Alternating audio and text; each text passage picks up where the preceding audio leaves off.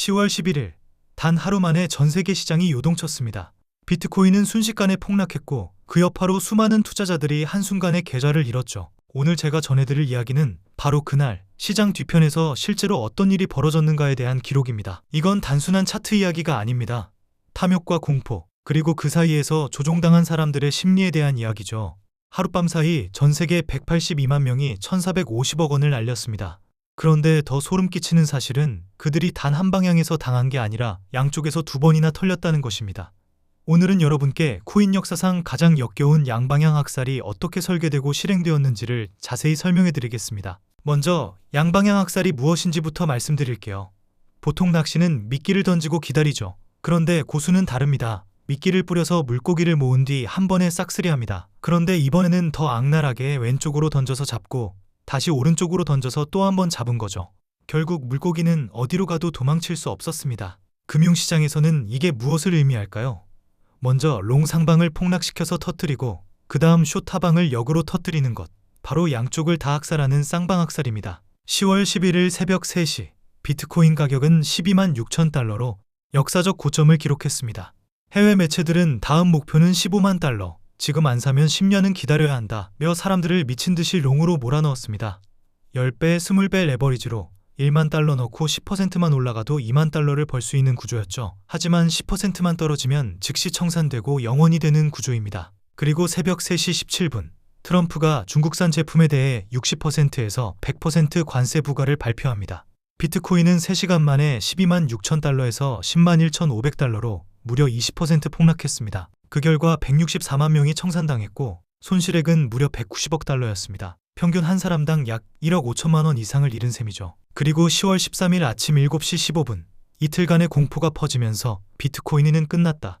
지금은 숏 공매도 타이밍이다 라는 말들이 커뮤니티를 가득 채웠습니다. 그래서 사람들은 이번엔 또 내려간다고 생각했죠. 그런데 그 결과는 7시 15분 비트코인이 급등하며 10만 1천 달러에서 11만 4,800달러로 단 15분 만에 13% 급등했습니다. 그 순간 또 18만 명이 청산당했고 6억 3천만 달러가 증발했습니다. 이건 단순한 시장 변동이 아닙니다. 완벽하게 설계된 시나리오였죠. 첫 번째 폭락은 미국 증시 마감 후, 두 번째 급등은 일요일 아침 글로벌 거래량이 가장 적은 시간대에 맞춰 폭탄을 터뜨린 것입니다. 우연일까요? 아닙니다.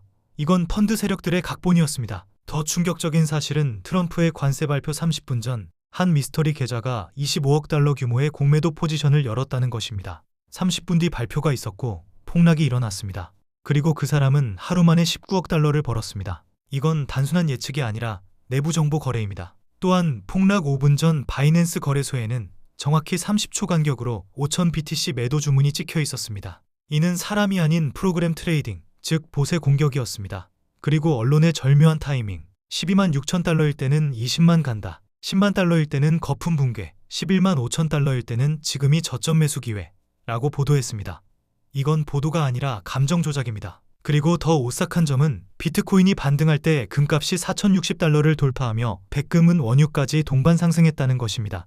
즉, 코인 시장에서 돈을 털고 전통자산으로 이동한 거죠. 요약하자면 이렇게 됩니다.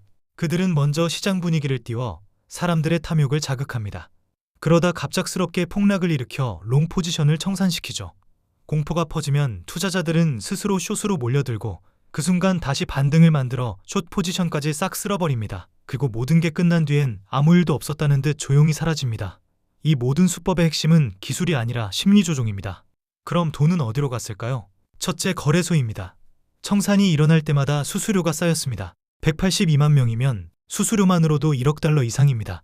둘째, 시장 조성자들입니다. 상위 몇 곳이 유동성의 대부분을 쥐고 있습니다. 데이터도 뉴스도 서버 속도도 그들의 무기였습니다.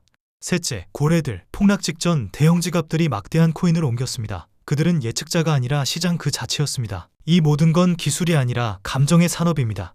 탐욕을 만들고 공포를 퍼뜨리고 다시 희망을 심어버립니다. 결국 돈은 그들 손안에 들어갔습니다. 누군가는 30분 전에 뉴스를 알고 웃었습니다. 누군가는 당신의 포지션을 보며 계산을 끝냈습니다. 그리고 당신은 밤중에 깨어나 통장 잔고를 보며 숨이 막혔습니다. 아이의 밥값을, 부모님의 병원비를, 집 계약금을 한 줄 숫자가 모두 사라졌죠. 이건 게임이 아닙니다. 누군가는 미소 지으며 떠났고 당신은 남아 죄를 쓸어 담고 있습니다. 다음에 누군가 이번엔 다르다라고 속삭이면 182만 명의 빈지갑과 무너진 삶을 떠올리세요. 돌아설 시간이 아직 남아 있습니다. 영상 끝까지 시청해주셔서 감사합니다. 좋아요와 구독으로 함께해주세요. 여러분의 클릭이 콘텐츠 제작에 큰 힘이 됩니다.